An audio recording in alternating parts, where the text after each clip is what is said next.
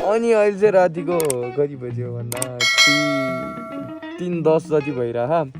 हामी सायद घरबाट 3 बजीतिर निस्केको थियौँ। अनि पछाडि चाहिँ आशिष है, त्यसको चाहिँ जहिले त्यो बन्दै हुन्छ जुन भ्लगमा नि मेरो।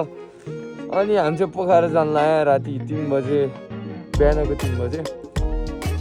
अनि त्यही हो, एक दिन छुट्टीमा नि यसरी भाग्दै घरबाट नभनिकन ताप फिरेछौँ।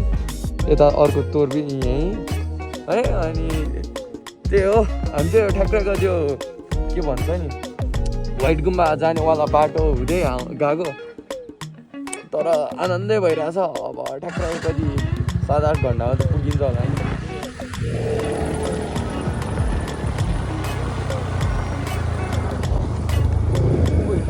यता हो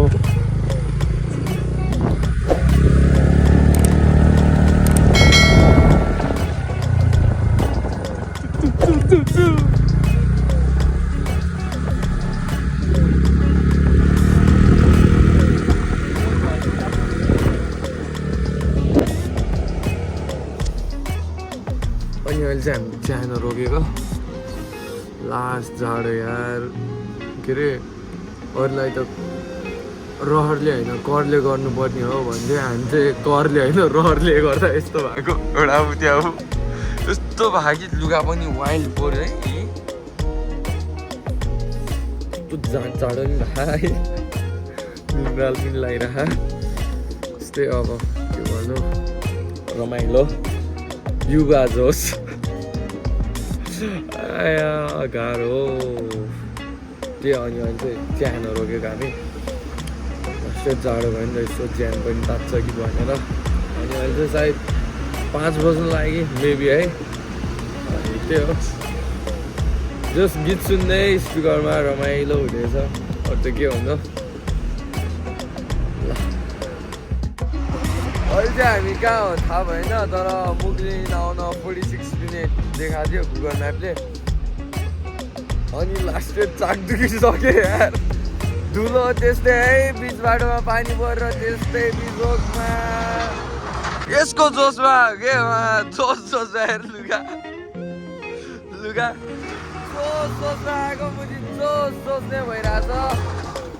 त्यही हो, रमाइलो चाहिँ रमाइलो भइरहेछ धुलो खाँदै है। हेलमेट धरि यस्तो फोहोर भएको चाहिँ यसको हेलमेट। अबे जो चप्पल दिएको भाइ, चप्पल जुत्ता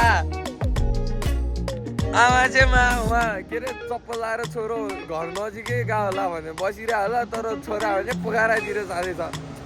ए प्रभु, त्यही हो लास्टै चक्यो वाइल्ड दुखिसक्यो ज्यान सब। अब यहाँबाट फेरि ननिस्किने हो, तर लास्ट सुसुमी आइरहेको छ, सुसुमी गर्नुपर्ने छ।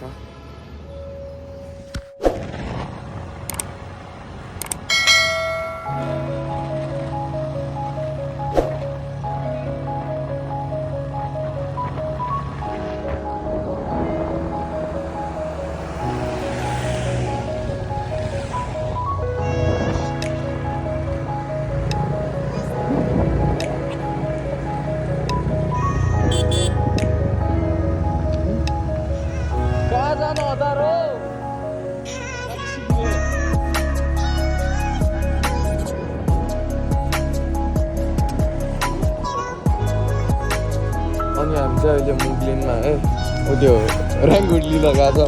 पानीले वाइल्डले दुःख दिएको, पानी परे यहाँ दिमाग खराब पऱ्यो। पानी भिजिसक्यो, गाह्रो त्यही हो। अनि अब मुगलिनमा चट्ट लगाएर चिया खान्छौँ है।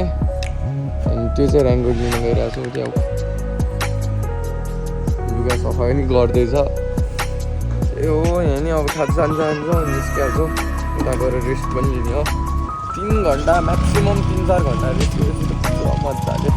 त्यति रेस्ट लिएपछि त आनन्द, त्यसपछि फेरि डुल्न निस्किने हो आनन्द पारामा। त्यही हो। अनि अहिले चाहिँ राख्ने चाहिँ पानी वाइल्डै पऱ्यो मजा यता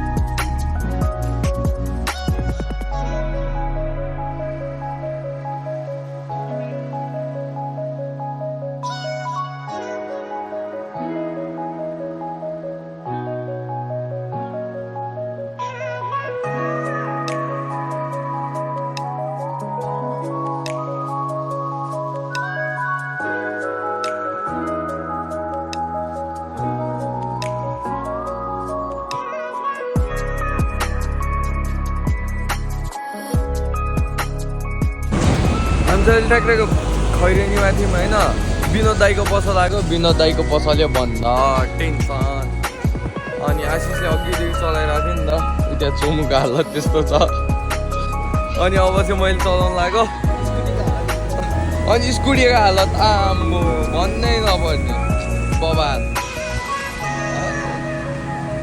यस्तो क्लिन छ कि आमामा अनि यहाँबाट नि अब ताप बस्नुपर्ने हुन्छ त्यही हो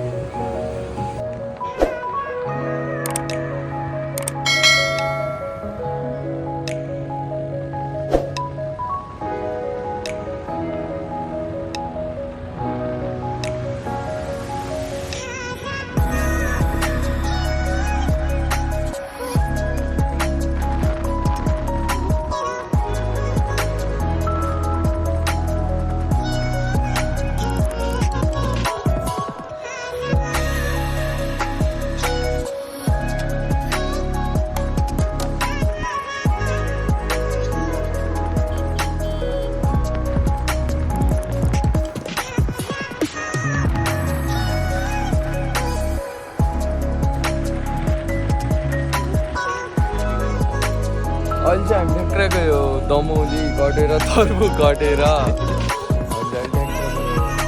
के छ खै थाहा भएन तर यो ठाउँ अति नै दामी लाग्यो यस्तो हालतमा छौँ है स्कुटर त्यस्तै छ एउटाले त्यहाँ मुत्या जस्तो एउटाले चाहिँ सुसु गरेकै हो कि लागेको छ त्यो सुसु गरेरै त्यस्तो भयो कि अनि स्कुटरको हालत चाहिँ वाइल्डै भएको छ है ऊ त्यहाँ हिलै छ त्यही हो जस रमाइलो भइरहेछ के भन्नु अरू त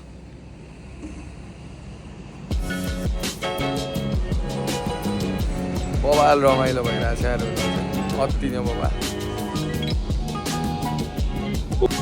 अनि काठमाडौँदेखि चाहिँ चप्पलमा पोखरासम्म को आउँछ भन्दाखेरि सरोज भन्ने मान्छे आउँछ है चप्पलमा यस्तो हालतमा है लुगा यस्तो फोहोर भएको छ त्यही नै अझै रमाइलो भइरहेको मलाई त यस्तो त्यो मौसमले पनि च्यालेन्ज दिइरहेको कि आनन्दको मौसम है रमाइलो भइरहेको थियो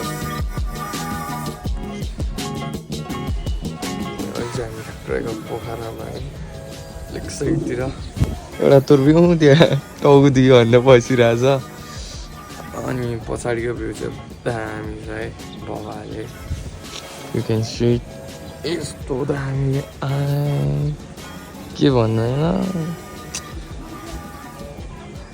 यस्तो दामी है बसिदिनुपर्छ क्या हो काम छोडेर राजदाइले फेरि मार्छ त्यही हो अब यसो रेस्ट लिन्छौँ अनि कुन बेला आउँछौँ थाहा छैन वाइल थकेन लाग्छ फ्रेस हुन्छौँ अनि साझा खाएर एक पावर न्याप हान्नुपर्ने हुन्छ नत्रै सकिँदैन ओइ पावर न्याप हान्नुपर्छ कि नै तँलाई त्यसलाई त झन् पावर न्याप त चाहिन्छ कि त्यही भएर त्यही हो भ्लग हेरिदिइराख्नु होला माया गरिदिइराख्नु होला see you guys in next vlog